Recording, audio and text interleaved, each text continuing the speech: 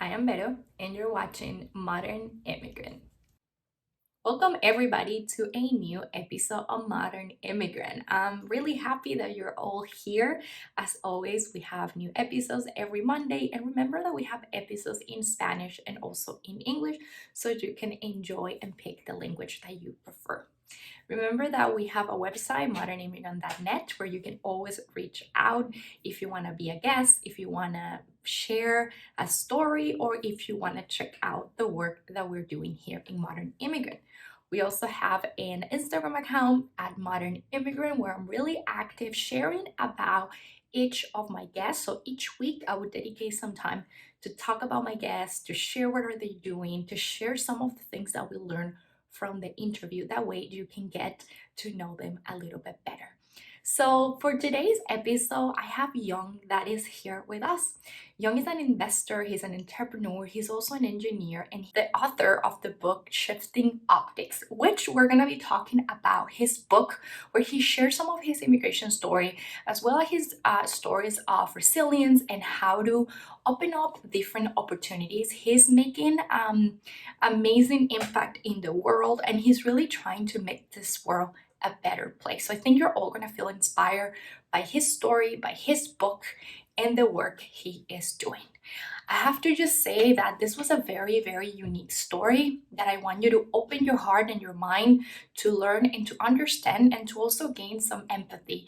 A lot of the stuff that Young and I were talking were topics about immigration, the current immigration system, how was for him when him and his family came to the US from Vietnam, how was the escaping Vietnam, as he calls it, the difficult situation he saw during his journey of coming to the US. They faced jail time, they were refugees in refugee camps. So it was really tough. But what's beautiful about this story is that Young wants to transform each of his situations to opportunities. And I think that's something that we all immigrants and all non immigrants can learn. So I'm not going to share anything else because I want you to discover all of Young's stories by him and his words. So I hope you enjoy this episode. Please don't forget to subscribe if you're watching us on YouTube, or if you're listening, remember also to subscribe and leave a review. That helps us so much to continue to share these stories. Also, Young is going to share about his wife's charity, Perspective Charity, which that's at the end of the episode. You're going to get to know what are they doing with that charity and how you can also get involved. So again, thank you for being here and enjoy. Bye.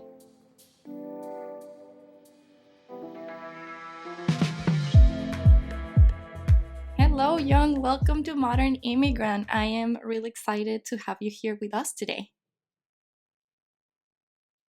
Thank you for having me. Yeah, this is exciting. I'm really excited to explore not only your immigration journey, but also your book, Shifting Optics, which it's been wonderful to read. I keep like taking screenshots because I want to like mention a few things, but I also want people to read it. So we don't want to tell them everything, right? Thank Yeah. you. How long ago did you write the book? Just to have an idea. So I started the book writing journey probably in end of 2018. Okay. Um, so it's been and really started writing I think in 2019. Okay. So really putting pen to paper in 2019. So it's Nice. been a good year and a half before it's published. Yeah, that's give us a good perspective on how is the process of writing a book and publishing. I know it takes time, and that's wonderful. And Young, before or when we start these interviews, I really, really like to ask my guests when did the immigration story start, because that gives us a lot of perspective on what we're going to start talking about. So when did that journey start for you? So so it probably started before I was born in a lot of ways, right? So after communism took over Vietnam, my grandparents were fairly affluent in South Vietnam. Mm. They had four houses in the middle of Saigon. Just to put things in perspective of, they were within walking distance of the palace. Mm. So certainly when communism took over, the affluent weren't very well regarded. Mm, Right, the whole mantra was, in order to make all your wealth, you had to take advantage of the people, right, mm, of the workers. Um, yeah, my parents had soldiers living in their homes mm, when communism first took over. I was born because my mom had a French doctor, and he had to leave like the next day. So wow. my mom said, "Well, you're coming out." Uh, Mm, my birthday is because the French doctor had to leave. But I think that started really then. Is that my mhm, parents probably, with people living in their home for several months, trying to find whatever wealth they could, and really mhm, just taking the wealth. My grandparents ended up, with only one house hmm, after communism took over.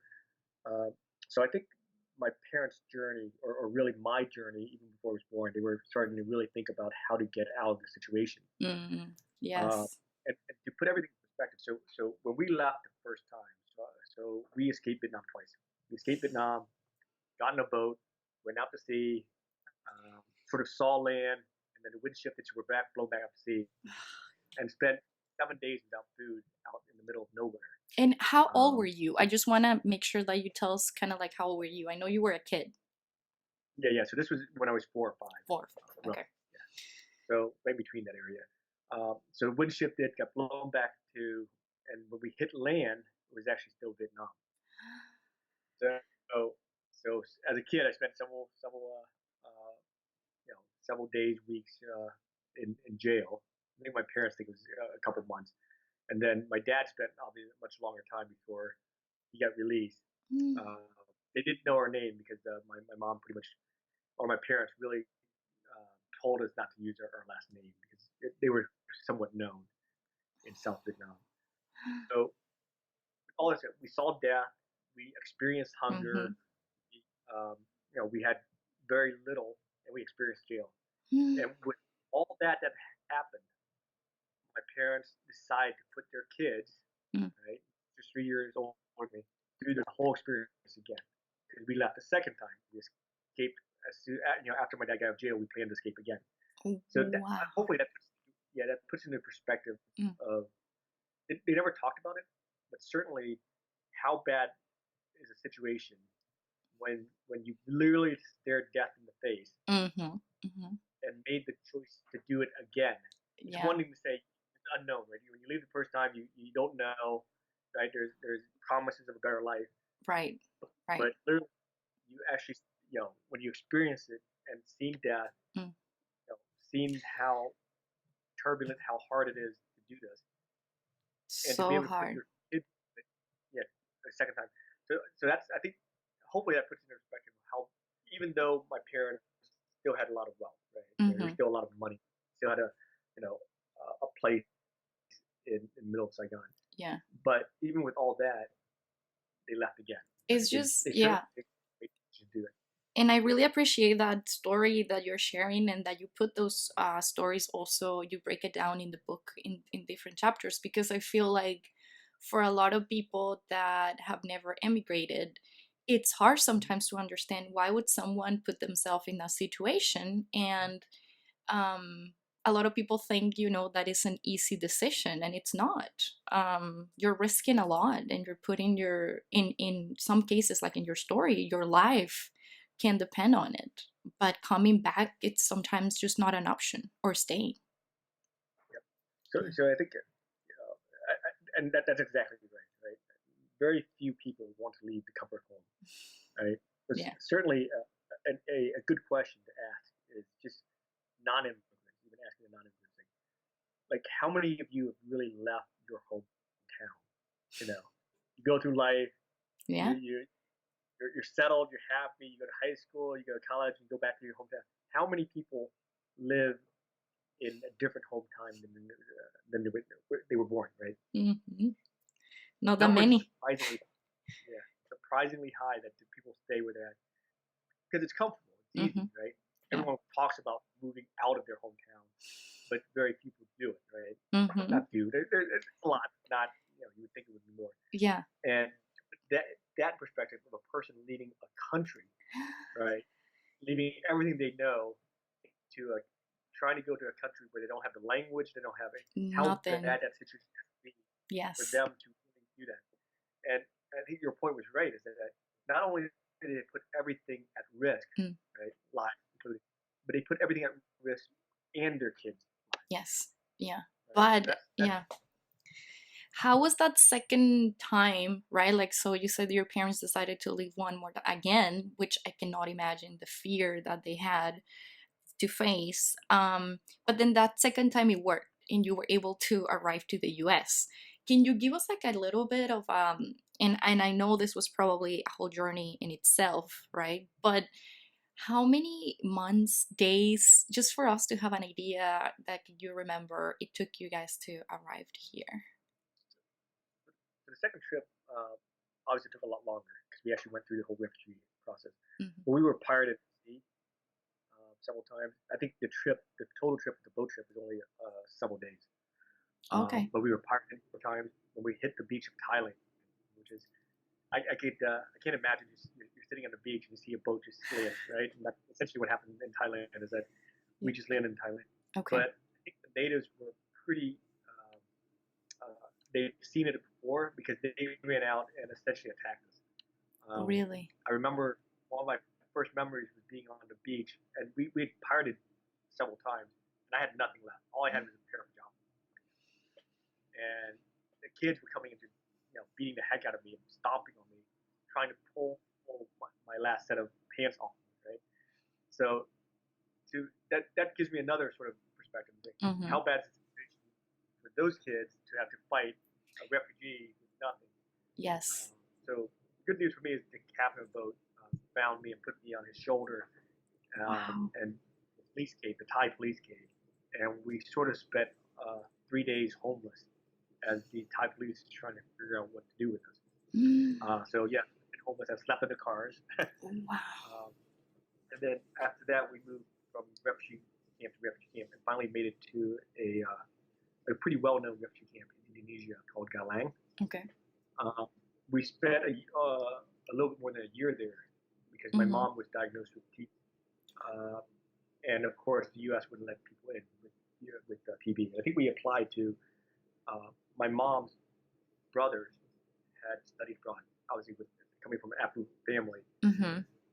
I think the eldest brother went to my mom is the eldest, but the second brother went Mm-hmm. to the U.S. Became a pretty well-known doctor in Northern Virginia. Oh wow. Uh, I had an uncle in Belgium and an uncle in Paris. Mm. And So yeah, I mean, it's just, it's a very amazing story and journey. And I wonder, so I know we touched on this briefly when we talk over the phone, and I added to one of the questions because I feel like it's interesting to know back then when you moved to the US, how were the policies to for immigrants? Like when you enter the US, how was that experience? Because we did talk about a very, delicate topic right now, which is that immigration, the legal, and I'm quoting, right, like with documents versus undocumented, and how has that changed? So what was your experience with that? so yeah, I think one of my better friends, actually the best man at my wedding, sort of we had this conversation as well, and I think one of the things that I guess in the conversation with the political system the way it is right now, everything's very politicized. Mm, Um, one of the things that came up with the topic of illegal immigration, right?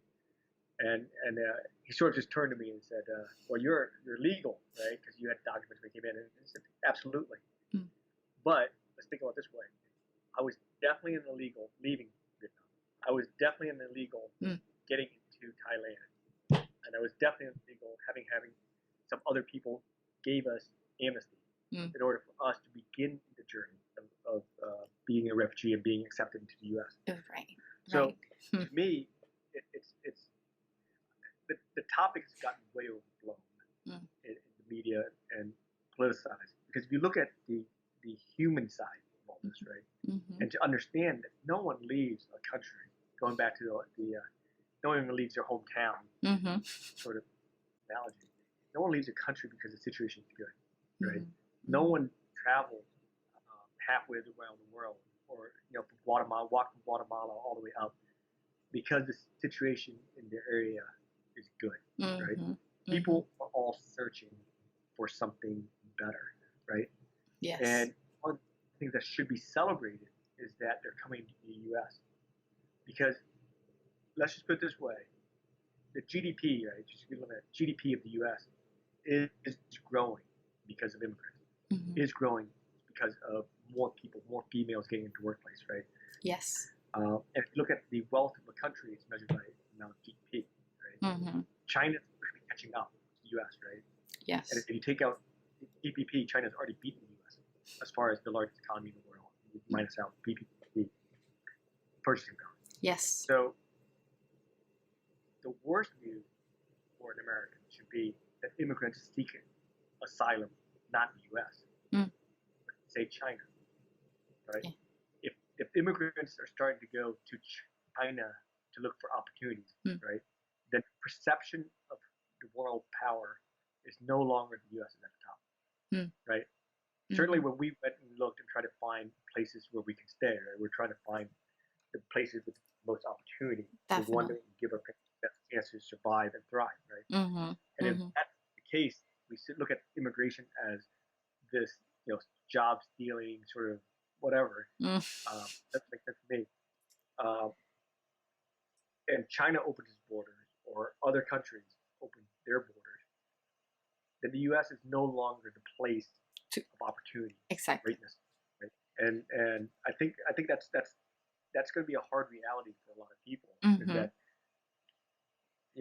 I worry a lot. Certainly, I have a little bit more means now, so I sort of Yeah. look at politics and look at the situation it is right Mm-hmm. now. And I was telling some other people that it would be really ironic that I spent my life leaving the communist sort of regime to go travel to the greatest nation in the world, only to know that now the greatest nation in the world is on the other side of the world now, Yes. and that Yes.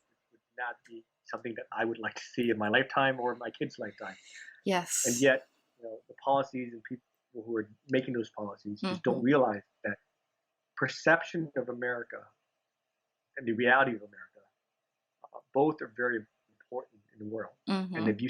start, if America is no longer the beacon of light in the world, and some Yes. other country is, then the fall from grace will be very hard, Mm. Mm-hmm. right? There's a protectionism is Here's what happens: protectionism. History repeats, right? Protectionism in the 1920s led to the Great Depression, Mm-hmm. right? So it's I'm a big history buff too, so I really look at history and try to understand what happens now with respect to what happened then. Yeah.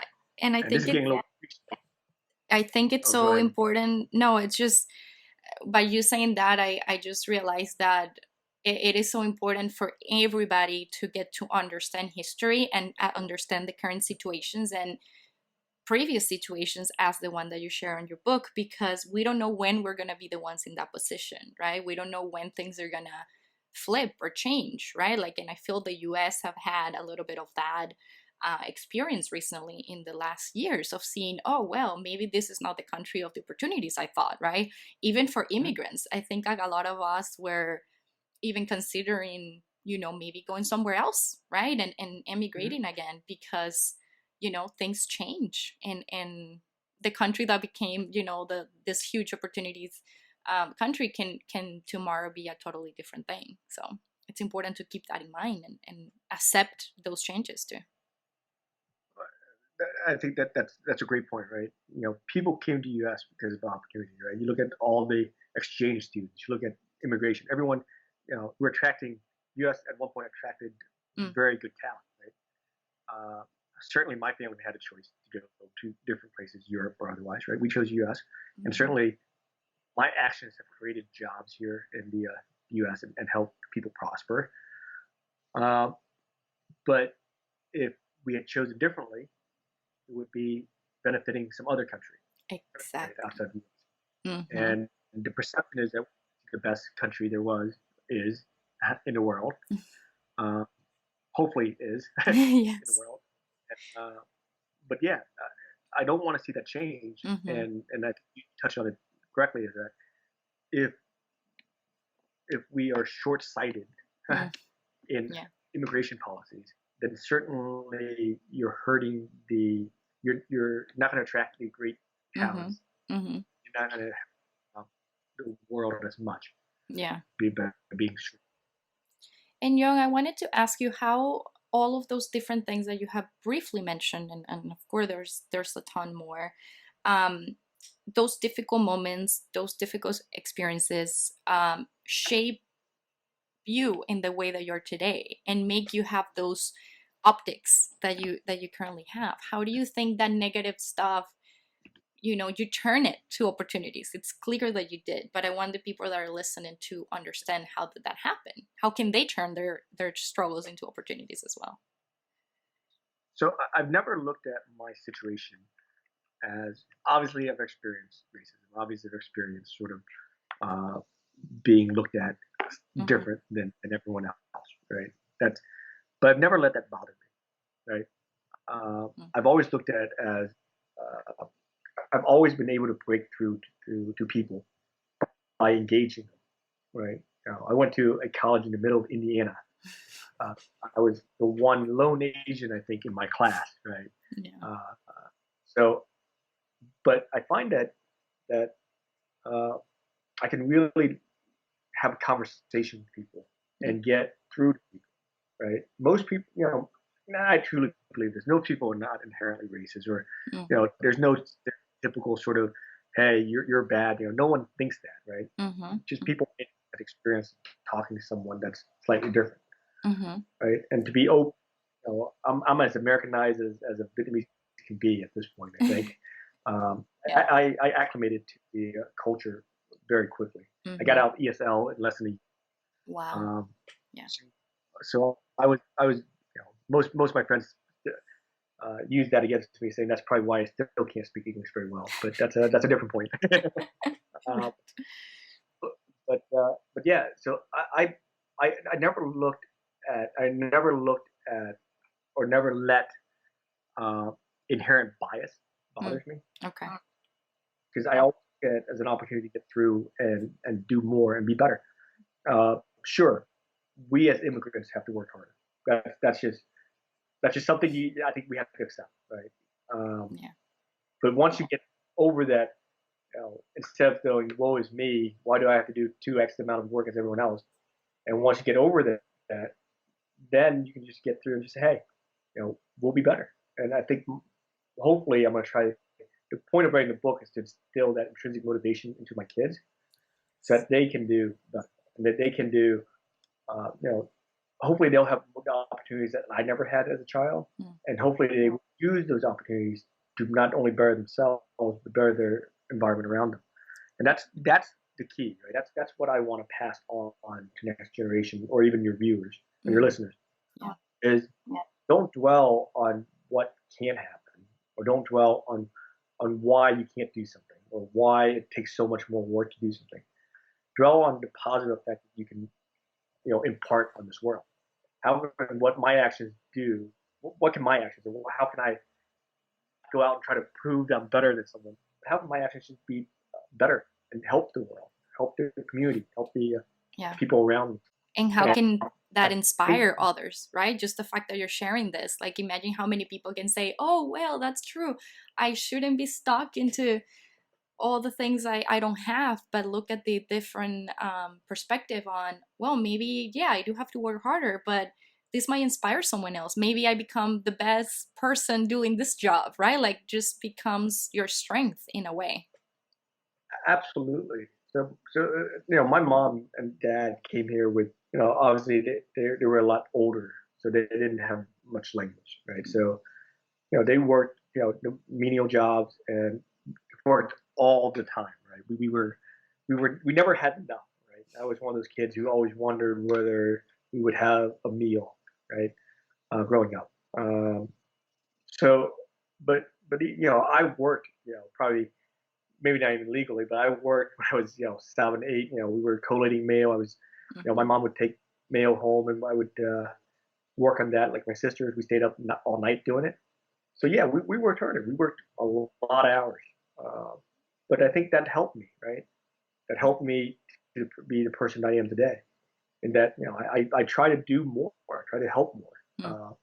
Mm. It's amazing when I think I may have told a story in the book. I should remember, I don't. But it was in college. Uh, the professor was trying to set up for a holography experiment, and it was, I could tell that, he was running behind. He had other classes and stuff like that, and we had kids just standing around looking at him. Mm. And I think he spilled some chemicals, and they were just standing there looking. I grabbed paper towels. I tried to clean up. I sort of knew the situation, so I sort of and inferred the situation. So I started helping out a little more, and then I started making jokes, making fun of them for not helping, and they started helping. Right? Yeah. That's how I deal with a lot of things. I make a lot of Well, jokes and that try to shows you who you shape are, people to do.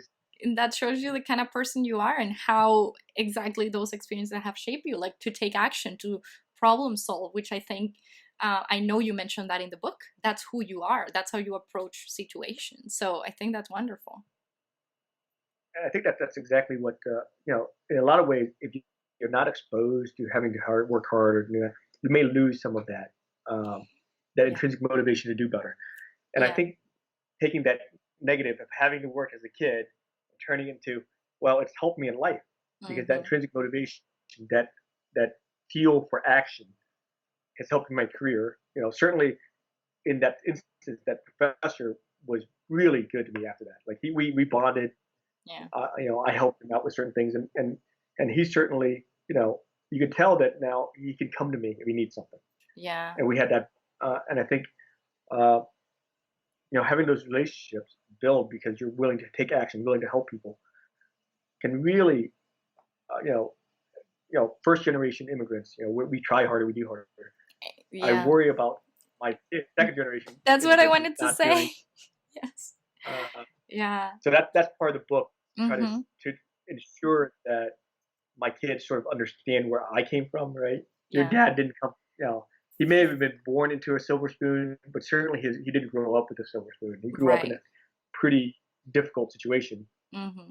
But we are, so don't feel entitled to anything. I'm hoping they don't feel entitled to anything, And and hopefully they that's can a great work harder. point. Yeah, I wanted to touch on that while you were talking, because I think this is a struggle that a lot of first generations immigrants have, which is, okay, now I became this person, now I have all this experience, all this resilience, but how am I gonna show my kids this, right? Because then they are born here or in any other country where is the case. And in your case, I love the fact that you wrote a book about it, right? Like you're leaving that legacy and for them to explore, and I'm sure you do that through at home, but I would like to hear, how do you keep them in perspective, and how do you also bring your own culture, even though you say you're pretty much Americanized right now? I know immigrants always want to bring their own culture home to their kids, to know, this is the food we ate, this is the stuff we used to do. So how do you do it in your case? Because I feel like that can give a lot of, that would help a lot of people, I think. Yeah. I think it's very true that second generation immigrants, sort of, the stereotype is they don't work as hard, and there's a reason for a stereotype too. Not that I say stereotypes are good. No, I know. You Yeah. should never stereotype, but the reason for those stereotypes exists is because some of it is based on fact. Hmm. Um, but for me, that's what I worry about. I really worried about my kids having the intrinsic motivation. So for me, certainly I try to keep them grounded as much as possible. You know, I'm trying to, get them to do more chores. I'm certainly trying to get them to do, uh, study harder and do more than their assignments, right? So certainly, even the era of COVID, they have a certain set of instructions, certain set of things they have to do. Yeah. Uh, and I also assign other work on top of that to try to ensure that they sort of understand what, hopefully understand Yes. that they have. But my wife also started a charity called Perspective Charity, Yes. and Perspective Charity talks about, or the organization is founded on the principle of connecting the affluent world, the first world nations with third world nations, Wow. so Okay. that really connecting kids from first world to third world. Mm, And the point of that is that both can have can perceive each other's lives. I see. So the benefit of the third world kid would be to get a scholarship so they can actually go to school and get an education and hopefully better themselves than otherwise they could through their current situation. The Hmm. benefit for the first kid is obviously seeing how the other side of the world is. And Hmm. in this case, almost literally the other side of the world, seeing how what chores they have to do every day, what sort of Right. what they eat, what's their living environment, Mm, what's their day-to-day routine mm, versus what is my day-to-day routine. And my hope really is that my kids or the people in this program can now develop an appreciation hmm. for what they have, an appreciation and a perspective of uh, what other what other children, or really what the majority of children in the world is really facing. Yeah. And Yeah. hopefully that motivates them to be better citizens, Hmm. right? If Yeah. they again influence a couple kids to be better citizens, as Yeah. well as having enabling third world kids to do better, I think that it would be a Yeah. success for the charity. Yeah, I love the idea of an organization or projects or, opportunities for people that are in a privileged position to understand other realities. Because a lot of the time, people in these positions, they complain as, well, yeah, I'm privileged, or yeah, I have all of this stuff, so I can't understand your point of view. But it's like, okay, you could, right? Like, you don't need to necessarily become an immigrant if that's not what you want. But you can participate in organizations like those, you can read books, you can listen to stories. And in a way, that's how you start to develop that empathy, that compassion, that, oh, let me see, how can I help? Even from my position, right? Even from my comfortable home with my, secure job, how can I make those changes? Whatever I find myself at, I think we need to move more towards that, and not to the like this kind of like, yeah, I know it, but I'm not doing anything about it kind of thing. Yeah, certainly when I first got to the U.S., we had church groups donate us uh, clothing, and my uncle definitely sheltered us, but we never took any of that for granted. Right? We worked, obviously my parents worked almost 20 hours, not 24/7, but certainly at least 18 hours a day. Right? They took us everywhere with us. Right? My Yeah. dad drove a Pinto when we first got it. Right? We all know what happened with the Pinto. Yeah. Uh, we got out of that, right, Hmm. by working harder, right. Yeah. And I think a lot of people worry that these welfare programs will keep people in those programs so they can't climb out. Yes. But I think I look at other ways that there are a lot of people who do climb out and try.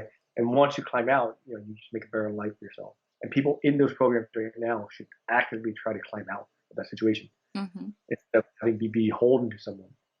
Because once you're beholden to someone, you're never going to be able to develop that intrinsic motivation to be better, or push that down on your kids to be Hmm. intrinsically motivated. Yeah. Um, How can you tell us a little bit more? I know we have been touching on your book, but I want you to tell us more about Shifting Optics, and what can people find on your book, um, in terms of, your own story. What can they find, or how can they find that being inspirational or a motivation for themselves, and also a place where they can understand immigration as well? How can your book bring that to the readers? so so so my book was geared towards my kids, Mm-hmm. and then I later a couple of tragic events happened when I was writing the book, so I sort of try to tailor it to a broader audience. But it's really a you know the point of the book is to have teaching lessons based on what I went through, both from the immigration standpoint and through just growing up in the U.S. and experiencing life, and hopefully having those teaching moments that allows anyone who reads it, hopefully, knock on wood, Yes. to be able to get some nuggets of information or nuggets of wisdom that Mm-hmm. can help them in their daily lives. At least I hope that my kids will never go through any of the things I did. Like if I was but I'm hoping that the lessons I learned going through those experiences Mm, will resonate enough with them they can apply it to their own lives. right. The story I just told you about trying harder, right? You see something wrong, having action. I Yes. sort of didn't explicitly say that in the book. Well, I explicitly talk about the action. I never said you will be, intrinsically motivated to do something, right? Right. Hopefully, the story itself will allow the reader Mm, to to catch on of, what hopefully they could how they could apply it to their own situation. mm-hmm. Um, that's the hopefully the point. No, definitely. And And I I can see immigration. that happening. I can see how the book and the stories and I'm really passionate about storytelling because I feel like, it's not somebody telling you what to do, but it's their experience and their stories. What can you get out from that, right? How can you apply or relate in a way with those things? So I feel like that's a wonderful way to connect. Absolutely. I just know how I was as a kid, right? I know that I went through my rebellious side in my teens, and certainly Yeah. in my 20s and 30s with problems. I don't necessarily go to my parents for when uh, when I encounter a problem. Hmm. And my hope is that this book it will be with my kids, so that in times when I don't want to talk to dad about anything, Hmm. probably starting in a couple of years, they won't want to talk to dad at all. I'm assuming, How old are your but kids at right least now? my eldest will be 11 in 19 days. Oh, So wow. she's 10 right, and then I have obviously a 10, a 9, and a 6-year old. Yeah. So yeah, they're gonna reach their teenage years here pretty Yes. soon, and I'm pretty sure dad will no longer be popular in their lives. Uh, Yeah. but the goal, hopefully, they have the book, Yeah. and if they don't want to talk to dad, they can read something from dad and Yeah. hear dad's voice in the words, A and hundred percent.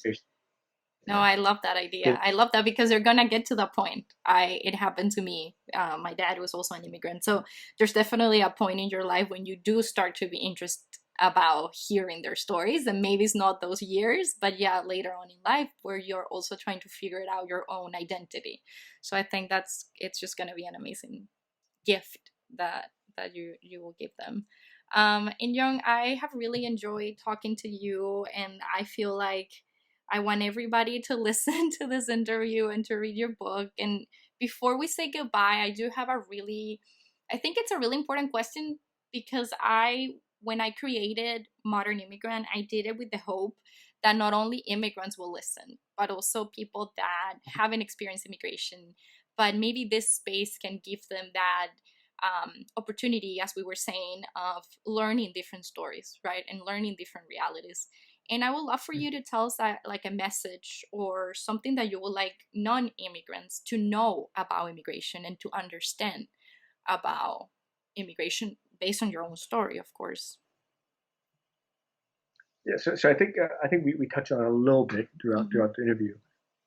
Is that immigration in and of itself is very healthy for a country, right? I think unfortunately there's a lot of politics involved around immigration right now. Hmm.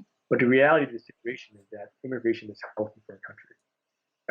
Every country needs X amount of immigrants to come in every Hmm. year to grow the GDP to really help the country become better. Hmm. Um, that's that's that's just reality. You don't have to trust me. Just look at the statistics and look at how GDP is calculated now and stuff like that.